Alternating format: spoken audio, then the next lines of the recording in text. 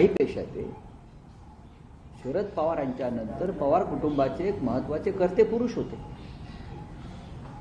त्यांच्या कुटुंबात चर्चा झाली असेल पण त्यांच्या दोन पक्षातल्या प्रमुख नेत्यात जर चर्चा झाली असेल तर असं होऊच शकत नाही, माझ्याशी चर्चा झालीच नाही, हा हट्ट आणि हा अट्टहास योग्य नाही. प्रेसिडेंट ट्रम्पशी अशा प्रकारचा घाणेरडा करार करताना ट्रेड डील, बरं का, डर्टी डील, तुमचे मोदी कोणाशी बोलले होते?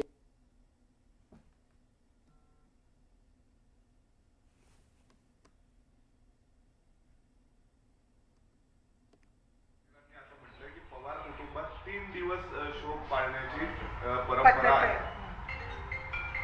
पटेलांना काय पवार कुटुंबाचं मुखिया केलंय का?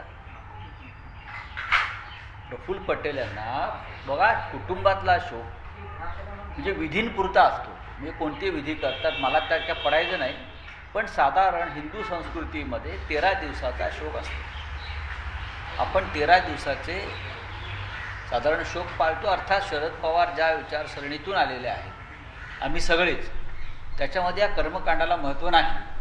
हे जरी खरं असलं तरीसुद्धा प्रफुल्ल पटेल जे सांगता आहे ते त्यांची बाजू सांगत आहेत. पण महाराष्ट्राच्या लोकभावना ज्या होत्या त्या प्रसिद्ध झाल्या आहेत किंवा लोकांपर्यंत आलेल्या आहेत आणि ह्याच्यावरती आता फार चर्चा न केलेली बरी. त्यांच्यावरती नाव न घेता त्यांनी बऱ्यापैकी चिडचिड केली की आमच्या पक्षाचा अध्यक्ष कोण ठरवायचा, हे कोण ठरवणार, ठाकरे वाकरे ठरवणार. बघा की ठाकरे बाकरे भाकरे वगैरे जे का बोलत आहेत, पण महाराष्ट्राला पटेल असंच करा एवढंच मी सांग. महाराष्ट्राला आणि मराठी माणसाला जे पटेल तेच करा. अजित पवारांचा पक्ष हा पवारांचा पक्ष होता, पटेलांचा पक्ष नव्हता. तर त्यांनी चिडचिड करू नये. प्रफुल्ल पटेल हे त्यांच्या पक्षाचे नेते आहेत, त्याहीपेक्षा ते मोदी आणि शहांचे भक्त आहेत जास्त. त्यांनी त्यांचे ते कार्य करत राहावं. पण अजित पवारांच्या पक्षाविषयी निर्णय घेण्याचा पूर्ण अधिकार त्यांच्या पक्षाच्या लोकांनाच आहे. त्यांनी तर क्लिअर केलं मी राष्ट्रीय अध्यक्ष होणार नाही, या प्रोसेसच्या बाहेर असेल ते, असं त्यांचं विधान हे महत्त्वाचं. ते म्हणतायत उशीर झालाय, अध्यक्षाचा निर्णय हा कुटुंबच घेईल, ते राष्ट्रवादी काँग्रेस पक्ष हे कुटुंब. पण त्यांचं म्हणणं बरोबर आहे, मी पुढे चुकीचं म्हणतोय. त्यांच्या पक्षाची कार्यकर्ते, त्यांच्या पक्षाचे प्रमुख नेते यांना अमित शहा आदेश देतील, त्यानुसार ते निर्णय घेतील. एकनाथ शिंदेचा पक्ष आणि अजित पवारांचा पक्ष हे दोन्ही पक्ष अमित शहा यांनी स्थापन केलेले आहे. त्यांची जी एक प्रायव्हेट लिमिटेड कंपनी आहे, इलेक्शन कमिशन ऑफ इंडिया कंसात BJP, बरं का, ही त्यांची प्रायव्हेट लिमिटेड कंपनी आहे. त्या कंपनीचे हे सगळे शेअर होल्डर आहेत. राष्ट्रवादी काँग्रेस पक्ष अजित पवार आणि शिवसेना एकनाथ शिंदे हे त्याचे शेअर होल्डर आहेत. त्याच्यामुळे त्यांचे निर्णय जे घेणार आहेत ते election commission private limited BJP in the bracket आणि अमित शहा हे दोनच लोक त्यांचा निर्णय घेतील. तुम्ही काल ट्विट केलं होतं, त्याचे वेगवेगळे अर्थ निघाले. त्याच्यावरती काही भाजपच्या नेत्यांनी सांगितलं हे शरद पवारांना विचारा का की सोनिया गांधी का पंतप्रधान पद घेतलं नाही. खरं तर संकेत असा होता की सुनेत्रा पवार यांनी ते पद घेतलं गेलं म्हणून ते ट्विट होतं का, त्याचा ट्विटचा अर्थ तुमच्याकडे बघा, आमच्या प्रत्येक वाक्याचा अर्थ चिवडत बसाल तर कठीण होईल.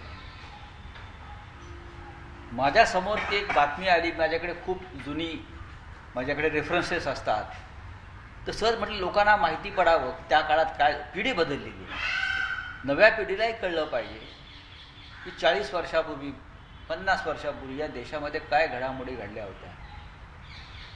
त्यासाठी केलेले ट्विट आहे. त्याच्यामध्ये कोणी कोणाशी संबंध जोडणारे त्यांच्या मनातली खाई त्याला खाऊखावे असे एक मराठीमध्ये म्हण आहे, बरं का.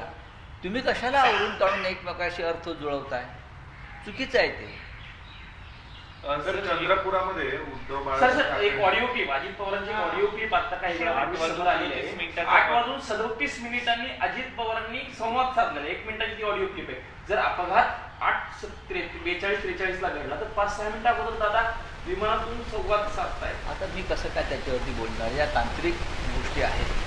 जी चौकशी आता त्या संदर्भात करतात त्याच्यासमोर या सगळ्या गोष्टी आल्या पाहिजेत. मी ते पाहिलं विषय. पण त्यांनी शेवटच्या कॉलवर हे कन्वे केलं आहे की आम्ही पण सर्व जाती धर्मांना बरोबर घेऊन जातो बाळा. माळी समाजाला मी जिल्हा परिषदेची उमेदवारी पण बघा दिली आता आहे. ह्या लहान लहान गोष्टी आहेत. अजित पवारांनी भारतीय जनता पक्षाचा अजेंडा स्वतःवर थोपवून घेतला नाही, हे मी वारंवार सांगतो. अजित पवार हे शरद पवार साहेबांप्रमाणे शाहू फुले आंबेडकर यशवंतराव चव्हाण बरं का यांच्या विचारधारेला मानणारे राजकीय नेते होते आणि भारतीय जनता पक्षाबरोबर गेले तरी त्यांनी एकनाथ शिंदेप्रमाणे स्वतःचा विचार खुंटीला टांगून ठेवला नव्हता. ते स्वतःच्या विचारानेच काम करत होते. हे बहुतेक देवेंद्रजींना माहीत नसेल. सर, भाजपकडून प्रस्ताव आलाय चंद्रपुरात तुम्हाला शिवसेनेला की 1.25 वर्ष आम्ही 1.25 वर्षाचा महापौर करण्याचा प्रस्ताव दिला. माननीय शिवसेना पक्षप्रमुख उद्धव ठाकरे यांनी चंद्रपूर संदर्भातील जो निर्णय घेतला आहे तो असा आहे, कोणत्याही परिस्थितीमध्ये आम्ही भारतीय जनता पक्षाबरोबर जाणार नाही. आमचे तिकडले जे जिल्हा प्रमुख किंवा इतर जे लोक निवडून आलेले आहेत त्यांना या स्पष्ट सूचना आहे